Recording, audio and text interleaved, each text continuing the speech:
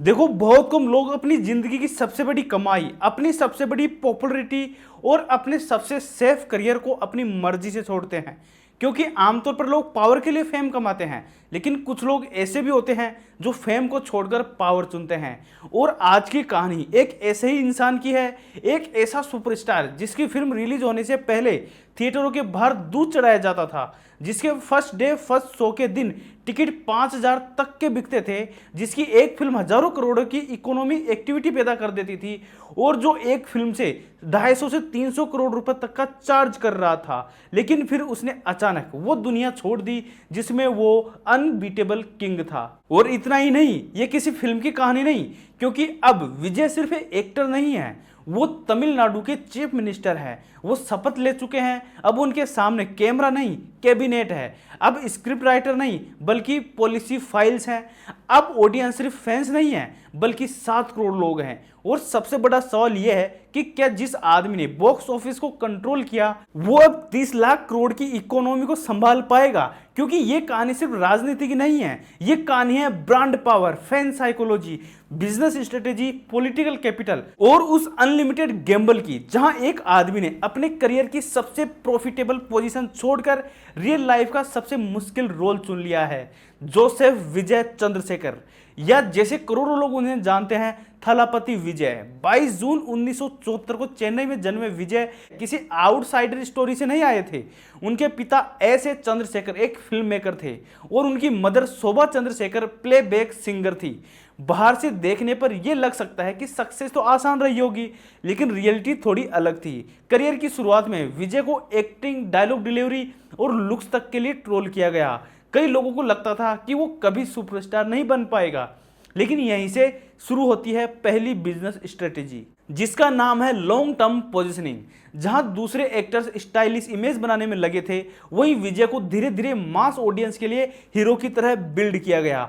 उनकी फिल्मों में कॉमन आदमी की प्रॉब्लम, सिंपल डायलॉग्स और इमोशनल कनेक्ट दिखाया गया। ये सब एक्सीडेंटल नहीं था, ये ब्रांड बिल्डिंग थी। धीरे धीरे विजय सिर्फ एक्टर नहीं रहे, वो एक इमोशन बन गए। लेकिन उनकी सबसे डेंजरस स्ट्रेटेजी एक्टिंग नहीं थी, उनकी सबसे बड़ी स्ट्रेटेजी थी स्केर्सिटी। आज के टाइम में जहां पर सेलिब्रिटी हर दिन सोशल मीडिया पर अटेंशन मांगता है, विजय ने उल्टा रास्ता चुना। Rare interviews, controlled public appearance, controversies पर ऑलमोस्ट साइलेंस। साइकोलॉजी कहती है कि जो चीज हर जगह दिखे उसकी वैल्यू कम होने लगती है, लेकिन जो रेयरली दिखे उसकी क्यूरियोसिटी बढ़ जाती है। लग्जरी ब्रांड्स यही तो स्ट्रेटेजी यूज करते हैं, और विजय ने खुद को साउथ इंडिया का प्रीमियम मास ब्रांड बना लिया।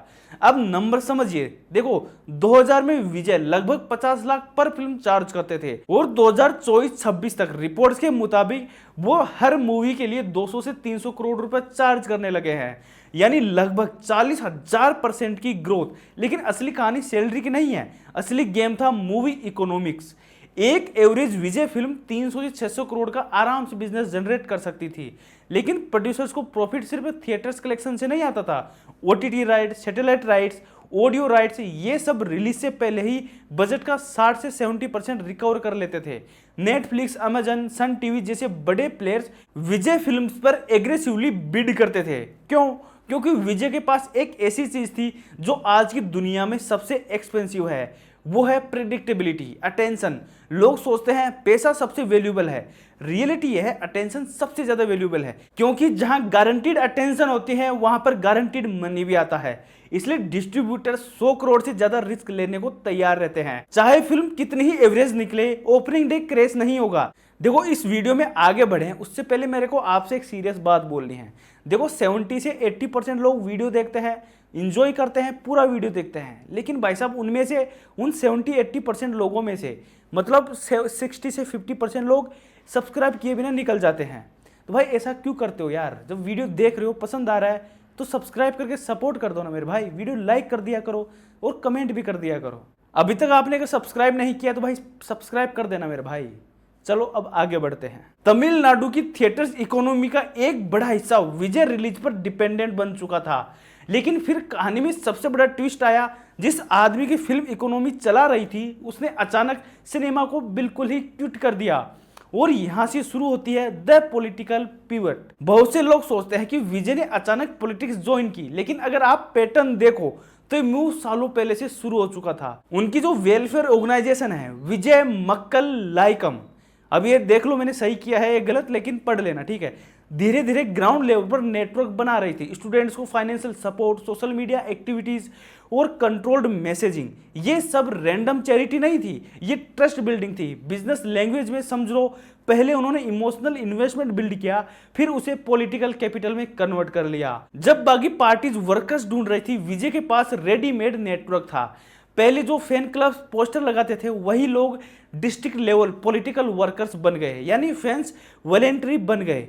और यही विजय की सबसे अंडररेटेड स्ट्रेटेजी थी, ग्रास रूट कॉर्पोरेट नेटवर्क। हर डिस्ट्रिक्ट हेड एक ब्रांच मैनेजर की तरह काम कर रहा था, बिना ट्रेडिशनल पॉलिटिकल स्ट्रक्चर के। विजय ने सालों तक इमोशनल इंफ्रास्ट्रक्चर बिल्ड कर लिया था। फिर आया 2026 का इलेक्शन, यूथ वोट और एंटी इनकम्बेंसी वेव ने पॉलिटिकल गेम बदल दिया। बड़ी संख्या में जो यंग वोटर्स हैं वो ट्रेडिशनल पॉलिटिक्स से फ्रस्ट्रेटेड हो चुके थे, उन्हें विजय आउटसाइडर लगे, सिस्टम से बाहर का चेहरा। और फिर वो हुआ जो कुछ सालों पहले तक इम्पॉसिबल लगता था, विजय ने चीफ मिनिस्टर पद की शपथ ले ली।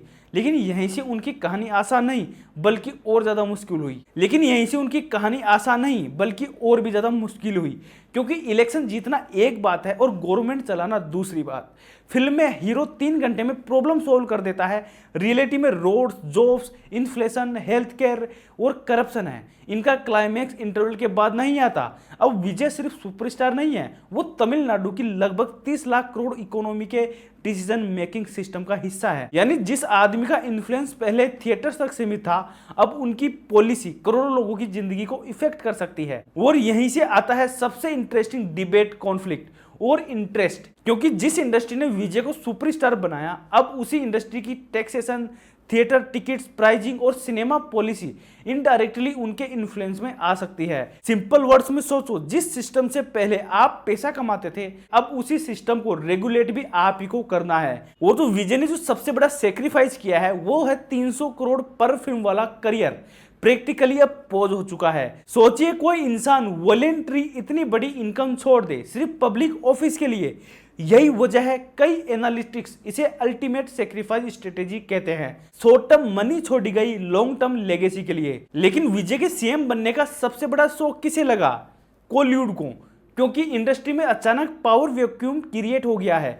जो एक्टर गारंटीड ओपनिंग देता था वो अब विधानसभा में बैठे हैं। प्रोड्यूसर्स बहुत ज्यादा चिंतित हो गए हैं, जो थिएटर्स ओनर्स हैं वो अनसर्टेन है, क्योंकि विजय सिर्फ एक्टर नहीं थे, वो रेवेन्यू इंजन थे। एक विजय रिलीज हजारों जॉब्स इनडायरेक्टली क्रिएट करती थी, poster, theatre staff, transport, food.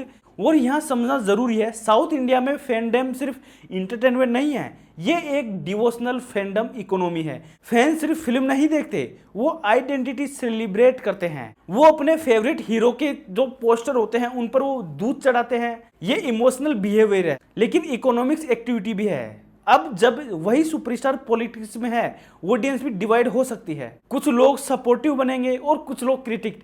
और ये आता है biggest risk, the Rajinikanth trap. South India में सिनेमा और पॉलिटिक्स का रिश्ता पावरफुल भी है, डेंजरस भी है। एमजीआर और जयललिता सक्सेसफुल एग्जांपल्स बने हैं, लेकिन हर सुपरस्टार पॉलिटिक्स में सरवाइव नहीं कर पाता, क्योंकि पॉलिटिक्स में फैंस कम और क्रिटिक्स ज्यादा मिलते हैं। लेकिन विजय की स्ट्रेंथ क्या है?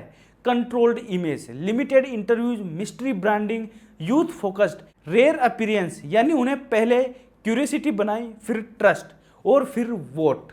लेकिन अब असली टेस्ट शुरू होता है, क्योंकि एक्टर होने पर लोग इंटरटेनमेंट एक्सपेक्ट करते हैं, लेकिन अब वही एक्टर अगर चीफ मिनिस्टर होता है तो लोग उनसे रिजल्ट्स एक्सपेक्ट करते हैं। अगर फिल्म फ्लॉप हो जाए तो अगला फ्राइडे चांस दे देता है, लेकिन गवर्नमेंट फ्लॉप हो जाए तो उसका असर करोड़ लोगों की जिंदगी पर पड़ता है। और शायद यही वजह है कि विजय की कहानी इतनी ज्यादा फैसिनेटिंग लगती है, क्योंकि ये सिर्फ एक सुपरस्टार की सक्सेस स्टोरी नहीं है, ये उस आदमी की कहानी है जिसने अपने करियर के सबसे जो प्रॉफिटेबल फेज है उसको एग्जिट किया है, और वो रोल चुना है जहां ना रीटेक है और ना ही स्क्रिप्टेड एंडिंग।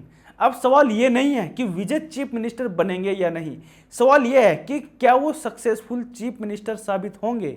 बाकी ये वीडियो आपको कैसा लगा, और अगर आपको इस वीडियो या मुझसे कोई भी शिकायत है तो भाई कमेंट बॉक्स खुला पड़ा है, मैं वहीं मिल जाऊंगा। आप वहीं पर अपना जो भी है ओपिनियन डाल सकते हैं। बाकी अगर अभी तक आपने इस चैनल को सब्सक्राइब नहीं किया है तो क्या कर रहे हो मेरे भाई, चैनल सब्सक्राइब करो। चलो मिलते हैं नई वीडियो में, बाय।